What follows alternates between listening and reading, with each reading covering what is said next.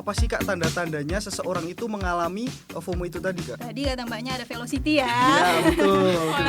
Dari orang tua. Saya banget lagi Kak.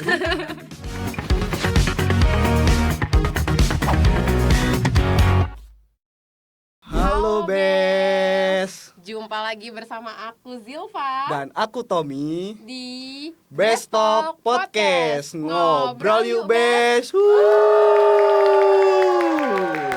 Nah Bes, kita ini sekarang bakal ngebahas tema yang tentunya menarik banget di kehidupan kita, yang mungkin relate juga di kehidupan kita dan bestie-bestie yang ada di sini, di sana, dan di mana-mana nih.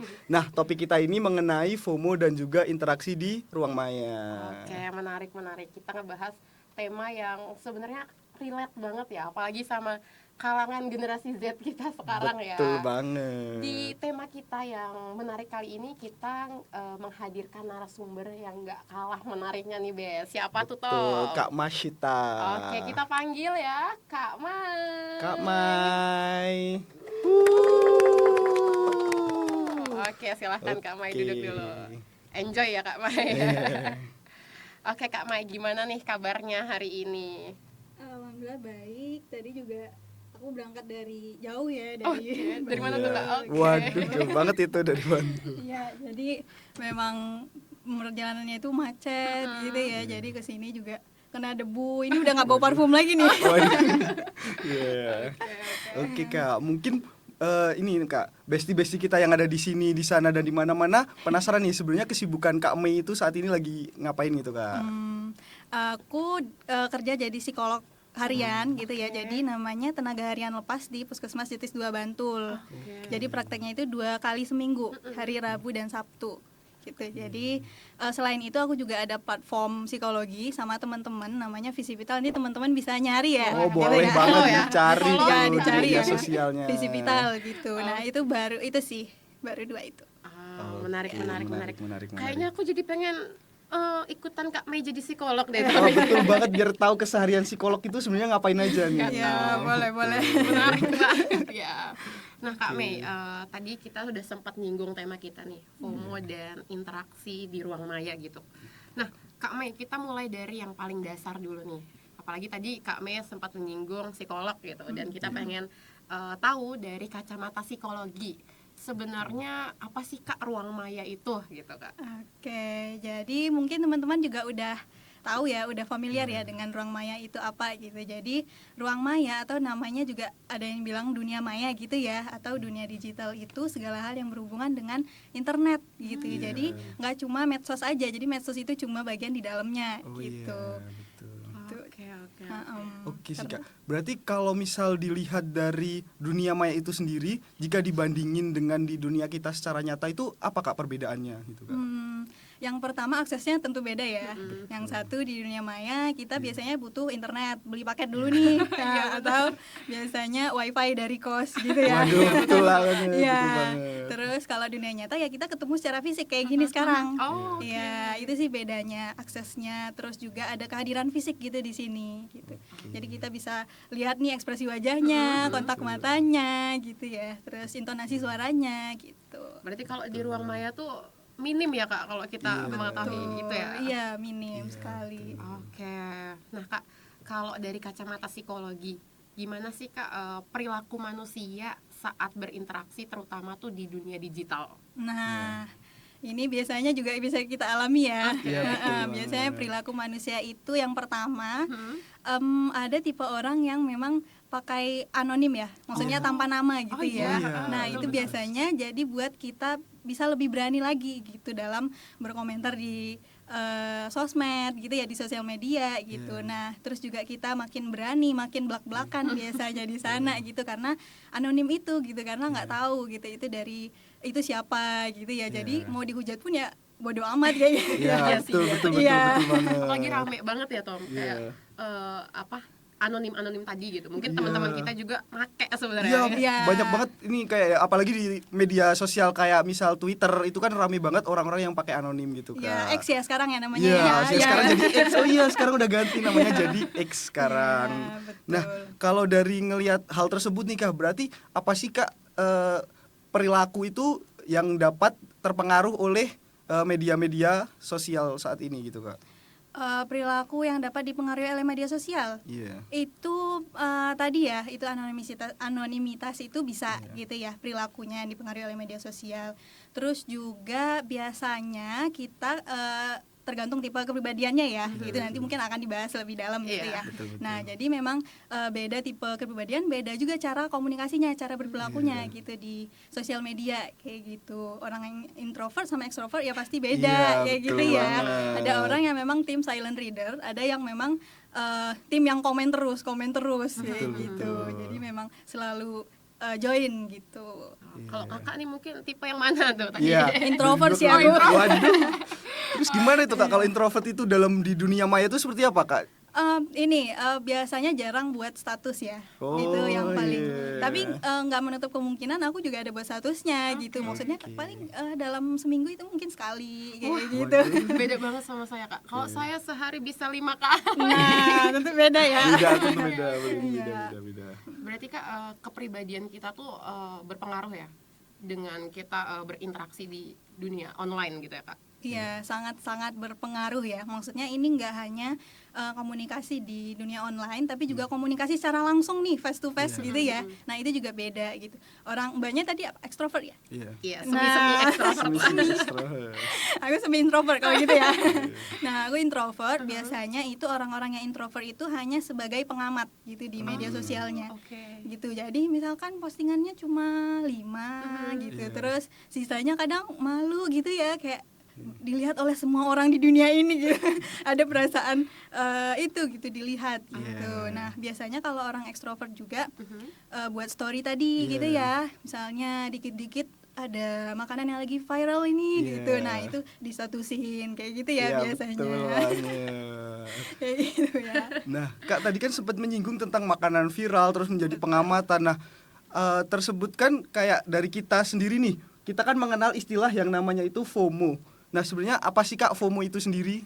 Nah, FOMO itu udah denger ya di zaman sering sekarang banget ya, udah sering banget ya. Iya, familiar Gitu dengan itu. ya. Jadi singkatan FOMO ini adalah kepanjangan dari fear of missing out.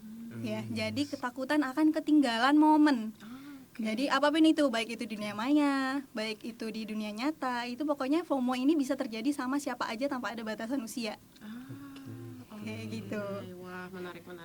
Nah, kalau FOMO sendiri kak, sebenarnya dari mana sih istilah ini muncul? Soalnya kak, kalau aku merecall lagi, zaman SD tuh nggak ada istilah nggak ada FOMO itu tuh nggak ada. waktu. SMP juga mungkin aku masih belum tahu gitu kak. Iya.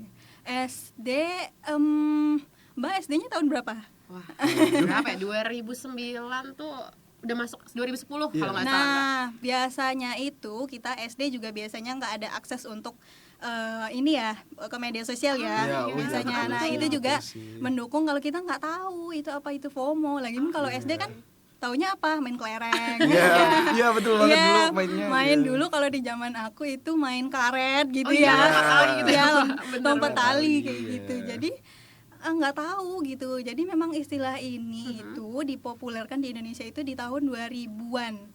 2000-an terus sampai di awal 2010. Oke. Nah, sekarang booming lagi nih ya. Iya. Karena kan kita Betul sekarang di banget. era digital ya. Betul, Jadi betul. makin booming lagi kayak gitu. Oke. Nah Kak sebenarnya apa sih Kak tanda-tandanya seseorang itu mengalami FOMO itu tadi Kak? Oke, ini menarik banget ya dari Mas Tommy ya. Iya, tanda-tanda seseorang mengalami FOMO gitu. Tadi kalau dari pengertiannya itu aja, FOMO itu takut akan ketinggalan momen gitu ya. Nah, itu salah satu tandanya itu, tanda utamanya kita takut akan tertinggal dari aktivitas orang lain. Misalnya, tadi kata mbaknya ada velocity ya. Iya betul. Velocity. Ini sekarang lagi Velocity tren gitu banget ya. nih di media Iya, sosial. nah itu juga kita takut nih ketinggalan. Kalau nggak ikut tren velocity, bisa jadi kita nggak dianggap gaul, kita dianggap kuno, kita dianggap nggak Gen Z gitu ya. Gitu. Jadi itu salah satu tanda-tandanya gitu. Takut akan tertinggal momen itu tadi. Kayak gitu. Itu tanda utamanya sih itu. Oke. Kalau tanda lain gitu kak, kalau tanda lain tuh ada nggak sih? Kalau tanda lainnya misalnya ngerasa iri dengan postingan orang lain gitu ya. Misalnya lagi liburan nih.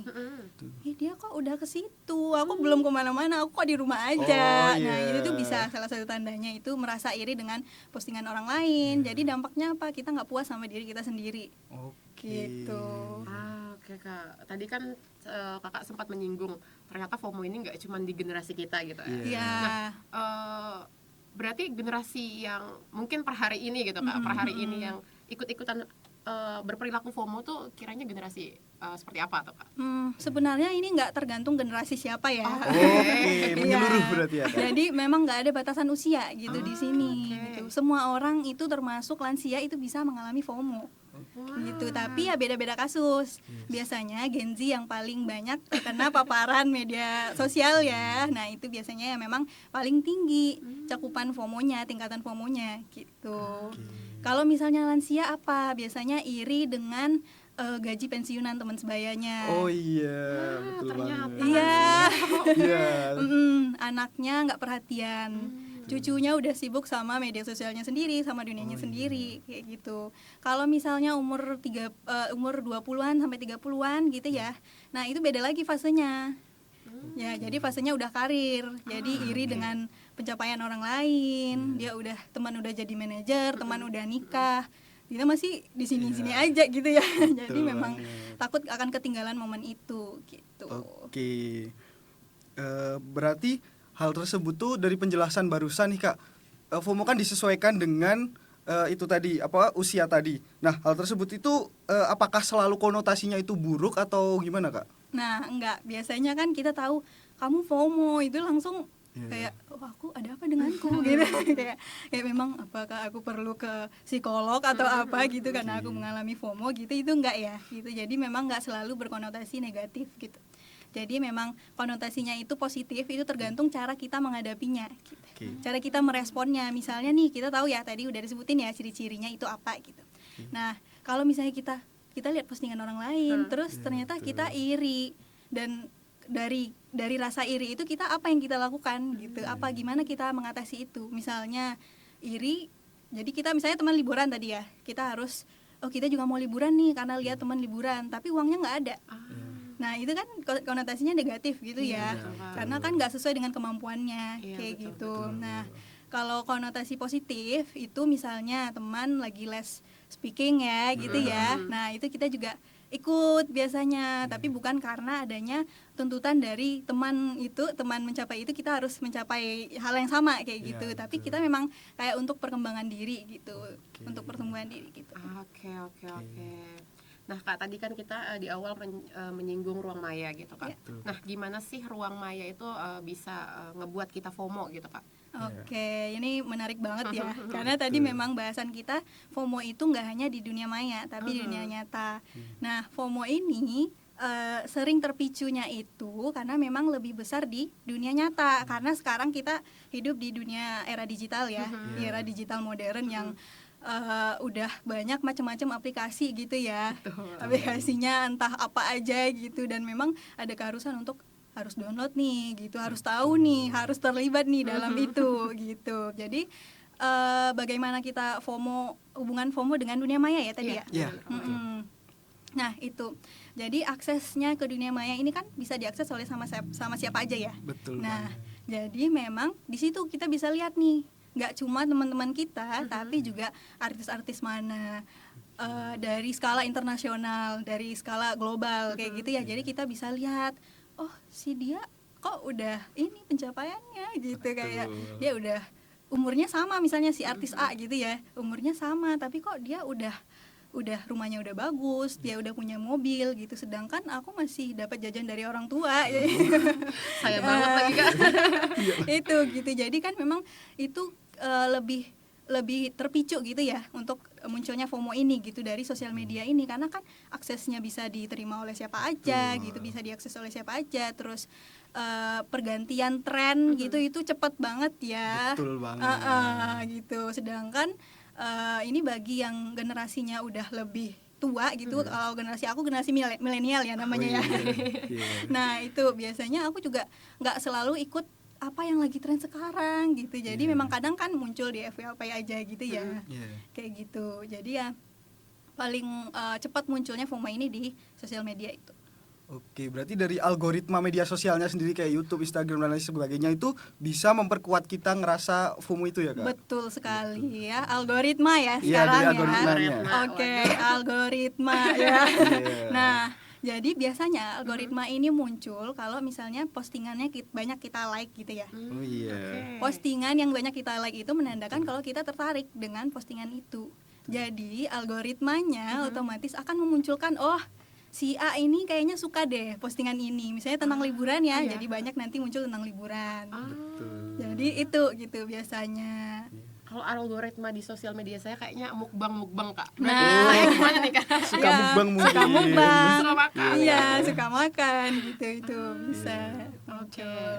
Nah, Ruang Maya tuh kenapa ya Kak jadi tempat yang ngebuat kita atau teman-teman atau individu tuh ngerasa takut ketinggalan gitu Kak? Nah, ini juga berkaitan dengan tadi ya gitu. Jadi memang kenapa hal itu sering muncul gitu di kita karena kan kita bisa mengakses digital ini kan 24 jam ya. Betul banget. Mau terserah kita mau tidur atau misalnya mau begadang atau gimana, kita itu bisa akses digital ini gitu selama 24 jam. Nah, itu jadi akses untuk kita semakin merasa iri, semakin merasa tidak puas dengan hidupnya kita karena kita bisa lihat itu selama 24 jam dan kalau kita scroll gitu ya, selalu lihat yang beda lagi. Jadi semakin tertanam gitu ya rasa irinya, rasa nggak puas sama dirinya sendiri, terus rasa banding-bandingin dengan teman-teman yang lain kayak gitu. Oke. Berarti takut ketinggalan banget tuh. Wah, Iya. aku banget. Iya. Iya lagi. Jadi kayak takut. Iya, jadi kayak takut gitu kan. Nah, Kak, sekarang kan zaman semakin canggih nih, Kak. Jadi informasi itu bisa menyebar dengan cepat nih, Kak. Nah, jadi kayak apakah hal tersebut itu mempengaruhi bahwa kita itu jadi semakin kuat untuk ngerasa harus ikutan tren tersebut gitu, Kak? Nah, ini tadi memang tergantung ya bagi beberapa orang ada yang bisa mengatasinya, beberapa orang ada yang nggak bisa. Kayak gitu.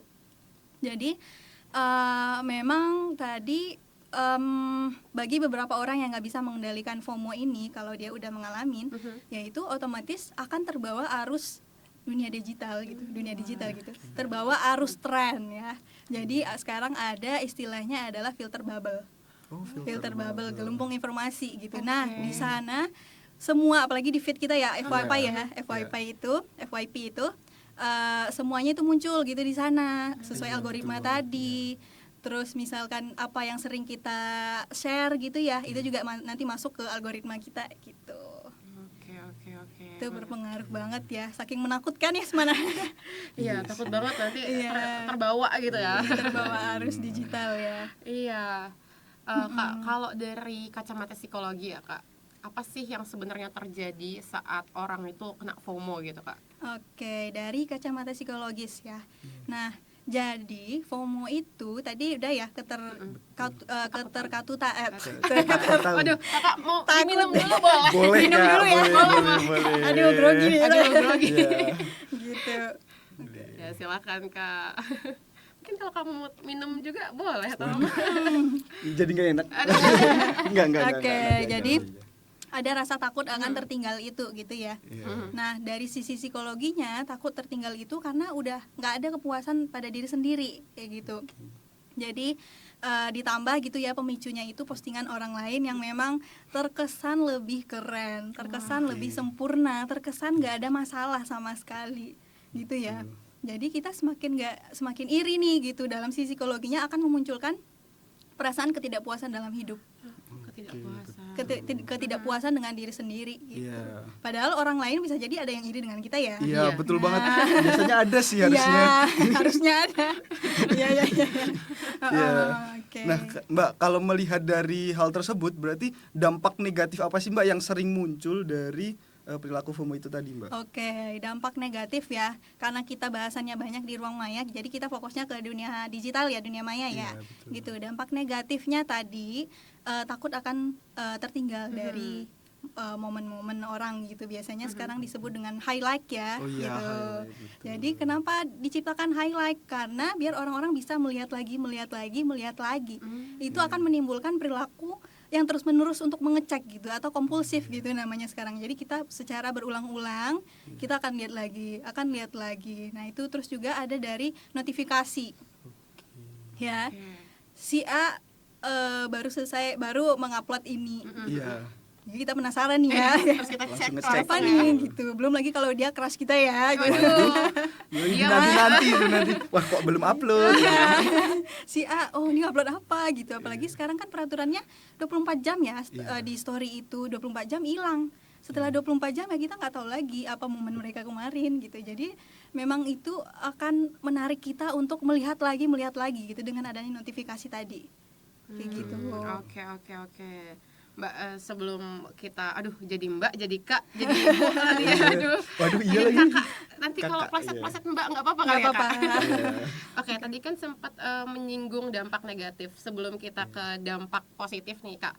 Aku pengen tahu FOMO ini ada hubungannya nggak sih sama rasa percaya diri atau pengakuan sosial dari individu itu? Nah, ini menarik banget ya. Rasa percaya diri sama pengakuan sosial itu pasti ada.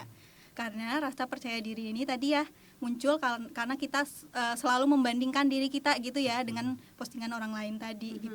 Mau di media sosial sekarang kan TikTok gitu ya atau aplikasi X tadi ya gitu. Jadi memang di sana banyak hal-hal yang memang orang menampilkan versi terbaik dari diri mereka kayak gitu. Jadi otomatis kita itu akan merasa nggak puas, merasa nggak percaya diri dengan diri kita. Kenapa kita masih di tahap yang sama sedangkan orang lain udah maju ke tahap berikutnya kayak gitu, ya kan? Betul. Terus tadi pengakuan sosial ya. Iya. Nah, pengakuan sosial ini juga biasanya ketika orang tidak mendapatkan pengakuan sosial di dunia nyatanya, maka orang-orang akan mencari ke dunia maya. Karena itu biasanya orang biasanya di-treat ya sekarang ya. Jadi di-treat itu misalnya ada nggak kamu pernah nggak dapat pengalaman ditolak oleh cowok? Itu aku pernah lihat kemarin ya. Waduh, kemarin banget nih, Kak. Ya, jadi itu di-treat dan Oke. banyak yang ngomen gitu. Aku Waduh. pernah ditolak bla bla bla bla. Jadi di-share pengalaman di sana. Jadi seakan-akan yang orang yang penggunanya gitu ya mengupload pertama kali itu mendapat pengakuan sosial gitu. Oh, jadi nggak aku sendiri yang mengalami hal itu gitu. Kayak gitu. Nah, kalau saya ngelihat dari penjelasan barusan nih Mbak, ini kan tadi ada yang namanya kepercayaan diri mempengaruhi itu, terus melihat orang lain gitu. Nah, itu saya ngelihatnya tuh kayak ini Kak, kecemasan sosial gitu Kak. Betul. Nah, sebenarnya tuh ada nggak sih perbedaan antara FOMO itu sendiri dengan kecemasan sosial itu Kak? Perbedaannya tentu berbeda ya. Gitu. Kita dalam konteksnya itu aja berbeda gitu. Nah, kalau FOMO ini kan tadi takut tertinggal momen gitu ya. Takut nggak bisa ikut tren, takut nggak bisa ikut viral gitu ya, takut dibilang kuno gitu. Jadi kalau kecemasan sosial ini konteksnya adalah ketakutan untuk ketemu orang lain secara sosial gitu. Jadi nggak hanya konteks di dunia maya. Kalau di FOMO kan tadi takut tertinggal aja ya, takut tertinggal momen kayak gitu. Nah, kalau kecemasan sosial ini dia justru takut ketemu orang lain secara langsung, takut di publik kayak gitu, takut hadir di publiknya gitu. Jadi memang bertemu secara fisik itu memang sulit gitu bagi orang-orang yang mengalami kecemasan sosial kayak gitu. Wah. Kalau parah nih Kak, FOMO tuh bisa sampai ganggu kesehatan mental gak sih Kak? Iya, bisa banget Aku ya. pengen tahu nih dari kacamata ibu psikolog kok. Betul Gimana tuh, Kak? banget. Iya, itu bisa sangat ini ya mengganggu, bisa sangat memunculkan kesehatan mental kayak gitu ya. Karena dari rasa ketidakpuasan tadi ya. Contohnya gitu, rasa ketidakpuasan, sering membandingkan diri dengan yang ada di komunitas digital gitu. Nah, terus sering ingin mendapatkan validasi online gitu ya, validasi secara sosial di online kayak gitu, secara digital. Nah, itu bisa memunculkan misalnya kita semakin stres, semakin kepikiran, semakin overthinking gitu ya. Apalagi kalau lihat ada nih teman kita dulu sama SD gitu bareng ya, sekarang kok dia udah jadi kerja di tempat ini gitu, terus udah punya rumah kayak gitu ya. Itu bisa memunculkan itu tadi gitu, masalah kesehatan mental. Kalau yang paling parah kiranya sampai kenapa gitu ya Kak? Nah, ini tergantung ya tadi gimana kita cara mengatasinya, gimana kita cara merespons dari apa FOMO-nya itu gitu. Nah, bisa sampai depresi itu bisa. Wah, Waduh, gitu. berat banget berarti ya, Kak? Bisa sampai depresi itu kan memang salah satunya itu kita mengurung diri gitu ya, mengurung diri, nggak mau ketemu orang-orang gitu, kehilangan minat untuk melakukan apapun kayak gitu, merasa sedih, terus juga sulit tidur. Nah itu tuh bisa dipicu oleh adanya FOMO ini gitu. Kalau misalnya nggak diatasi gitu ya dengan baik kayak gitu. Oke, Nah, oke. dari penjelasan barusan nih Kak, berarti gimana sih Kak cara biar mungkin besti-besti kita juga yang ada di sini, di sana, dan di mana-mana tuh bisa tahu gitu kalau dia itu sedang mengalami FOMO itu tadi, dan juga bisa tahu caranya biar mereka itu bisa mengontrol perilaku FOMO itu tadi, Kak. Oke, gimana cara mengatasi FOMO ya tadi ya? Iya, betul. Oke, gimana caranya itu? Yang pertama itu adalah ketika kita merasa iri gitu dengan postingan orang lain, ketika kita merasa tidak puas dengan hidup kita karena adanya postingan orang lain gitu ya, dari versi terbaik mereka tadi. Nah, gitu kita bisa mulai mempertanyakan gitu, apakah aku benar-benar iri dengan kehidupan dia? Kenapa? Gitu. Jadi kita bisa nanya, kenapa? Apa hal yang membuat kamu iri? Bisa sesuaikan dengan kebutuhan kita gitu ya. Maksudnya juga kalau misalnya kita nggak ada uang, teman-teman lagi liburan, ya udah nggak apa-apa gitu. Itu memang jalannya udah beda ya gitu, jalan orang beda-beda gitu, baik dalam hal karir, dalam menikah gitu, dalam pencapaian dan lain sebagainya kayak gitu. Oke. Ya, nah. Bentar Tom, aku pengen nanya dulu. Tadi kan kamu sudah nanya nih ke kakaknya, ada nggak sih dampak negatif dari individu yang FOMO? Oh, Kita iya, pengen dengar betul. dampak positif. Siapa tahu ya, saya Iya. melakukan FOMO, ada positifnya gitu. Ya, siapa Kiranya tahu apa kak? seperti itu. Dampak positifnya gitu. Kak. Ya, dampak positifnya itu tadi ya tergantung cara bagaimana seseorang itu mengatasi kalau dia lagi FOMO gitu. Betul. Jadi kalau negatifnya itu tadi kita akan ikut tren ya. Iya. Sampai akhirnya kita begadang kayak gitu. Jadi Iya. saking scroll terus Oh iya, scroll oke. gitu ya. Scroll tanpa batas kayak gitu. Terus kalau misalnya dampak positif itu misalnya tadi ya udah dijelaskan Iya. juga kalau misalnya mengikuti teman-teman misalnya udah jago bahasa Inggris kayak gitu ya, dia udah jadi tutor bahasa Inggris kayak gitu. Nah kita itu juga akhirnya ikut, oh iya bahasa Inggrisku masih kacau balau ini gitu. Jadi memang kita ikut belajar lagi, tapi memang tujuannya untuk perkembangan diri kita kayak gitu. Oke. Nah Kak, kalau hubungannya sendiri nih Kak, FOMO itu apakah berhubungan dengan cara kita itu berinteraksi dengan orang lain gitu Kak? Nah, berhubungan dengan cara interaksi dengan orang lain. Kayak pengaruhnya gitu Kak? Oke, cara interaksi itu berhubungan ya, gitu. Misalnya, tapi ini komunikasi, cara interaksi ini gini loh maksudnya.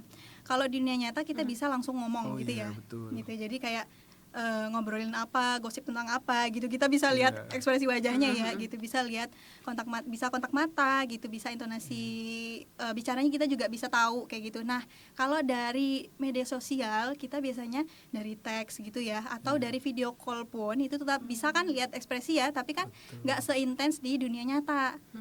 Dan emang ada kasusnya itu sekarang manipulasi ya, Oh, gitu, iya. orang-orang manipulatif gitu ya. Serem banget sih. Nah Oh, itu iya. bisa dikendalikan atau sekarang pakai AI ya, gitu. Oh, iya, Misalnya ada video call AI. sama AI atau apa kayak gitu. Curhat pakai AI gitu, Iya. pakai ChatGPT, curhat-curhat. Bisa ya? Bisa. Iya, ya bisa Udah sekarang. minum dulu Tom kalau pas. Bisa Oh, iya, gitu. iya. Nah itu tuh bisa cara interaksi ya, misalnya misalnya aku gitu ya sama mbaknya gitu, kita chatan di DM gitu, itu bisa kayak mbaknya misal bilang aku lagi ikut podcast ini gitu, terus aku ngerasa iri, aku ngapain di sini gitu kayak Rebahan doang. iya gitu itu bisa memicu FOMO juga. Oke. Nah, kalau caranya nih Kak, cara supaya kita tuh nggak gampang terpengaruh ikut-ikutan FOMO atau terpengaruh dari tekanan dari sosial media tadi itu gimana Kak caranya? Iya, cara mengatasinya ya, ini sebenarnya ada macam-macam sih ya, tapi memang itu berasal dari keinginan kita dulu. Kita udah ngerasa ada yang salah nggak ya dengan cara aku berpartisipan ini dalam dunia digital kayak gitu. Kalau misalnya udah terlalu banyak gitu ya, udah terlalu too much information gitu yang diterima kayak gitu kan. Nah, itu jadi kita harus bisa untuk pelan-pelan mengurangi itu gitu. Misalnya screen time-nya ya. Jadi screen time-nya biasanya 12 jam sehari. Itu bisa dikurangi misalnya jadi 7 jam dulu. Oh iya. Jadi bisa satu hari tanpa di dunia digital kayak gitu ya, suatu hari tanpa sosmed kayak gitu itu bisa diterapkan. Pasti ada perubahannya gitu karena kan dengan kita biasanya selalu fokus dengan apa yang orang lain katakan gitu di media sosial, itu akan berpengaruh gitu kalau kita stop dulu nih satu hari kayak gitu. Berarti cara untuk detox media sosial itu efektif ya Mbak buat ngurangin FOMO itu efektif sendiri? banget itu, apalagi sekarang anak-anak ini ya udah ada HP-nya anak-anak sekarang udah lebih canggih dari Iya, aku. semua anak-anak sekarang kayaknya pakainya Android gitu. Betul. Kameranya 5 kayaknya. Waduh, betul, iya, betul betul banget. kayak gitu. Jadi memang mau nggak mau itu terjadi, itu nggak bisa kita batasi gitu ya, karena apalagi setelah pandemi kan belajarnya Iya. udah hybrid Iya, ya, gitu, hybrid. ada online ada Online, offline semuanya. kayak gitu. Jadi itu gimana orang tuanya atau gimana kita sendiri yang udah bisa untuk membatasi itu kayak gitu. Detox itu ya itu misalnya satu hari tanpa gadget gitu, satu hari tanpa gadget atau mengurangi paparan screen time kayak gitu. Menarik. menarik sih. Nah Kak, ada pesan nggak sih buat bestie-bestie kita yang ada di sini, di sana dan di mana-mana, buat yang lagi ngerasa FOMO gitu, pesan Oke. gitu, atau tips deh Kak, tips. Oke, kalau pesannya dulu banyak orang yang sekarang ya banyak orang yang merasa FOMO itu adalah salah satu masalah kesehatan mental. Oh iya. Padahal itu nggak termasuk gitu, tapi itu bisa menjadi pemicu dari munculnya kesehatan mental itu. Jadi nggak apa-apa banget ya. Kamu misalnya lagi ngerasa FOMO gitu, bahkan aku sendiri ngerasa FOMO itu wajar banget gitu, apalagi di era digital sekarang kayak gitu. Jadi gimana cara kita mengatasinya itu adalah kunci kalau kita akan terikut tren itu atau bisa mengatasinya dengan bijak kayak gitu. Oke, menarik sih. Itu bestie didengar ya, didengar dan dilakukan. Iya betul banget. Tentunya pembahasan kita kali ini sangat menarik banget tentang FOMO ini karena hal tersebut itu relate nih dengan kehidupan kita, bestie kita yang ada di sini, di sana dan di mana-mana juga. Iya Tom, tadi aku juga karena aku ngerasa kayaknya aku FOMO juga Iya. ya. Aduh, Tadi tuh iya. kemarin tuh sempat aku ikut tren velocity Iya, loh Kak. iya, Mungkin iya. teman-teman juga tidak ini ya mengikuti, bahkan tidak asing lagi dengan tren velocity. Betul. Nah setelah mendengar tips tadi ya, terus Iya. pesan kayak aku jadi tercerahkan gitu Kak, jadi dapat insight kayak perlu aku coba deh kayaknya Iya. detox digital itu. Betul banget. Betul. Nah, semoga juga pemahaman ini juga bisa dimanfaatkan nih buat teman-teman bestie kita yang ada di sini, di sana dan di mana-mana untuk bisa mengambil pembelajaran dari pembahasan kita kali ini. Betul. Dan nggak terasa ya Tom, kita Waduh, nggak udah kerasa di ini, segmen Mbak. penghujung. Iya. Udah 30 jam kayaknya ya, atau 30 Waduh. menit nih. 30 hari ini sepertinya kita di sini. Kita udah di segmen penghujung kali ini. Mungkin nanti kita pengennya sih ngadain podcast yang temanya bakalan relate lagi, lebih Wah, menarik betul lagi, banget. pengen Podcast dan part 2 nanti. Iya, harusnya. Oke, mungkin kita cukupkan ya Kak ya, Kak Mai. Oke. Kita cukupkan podcast kali ini. Oke. Dan tanpa berlama-lama lagi, sampai jumpa sampai di Best Best Talk Talk Podcast. Podcast. Ngobrol yuk, Ngobrol yuk, Best. Wuh.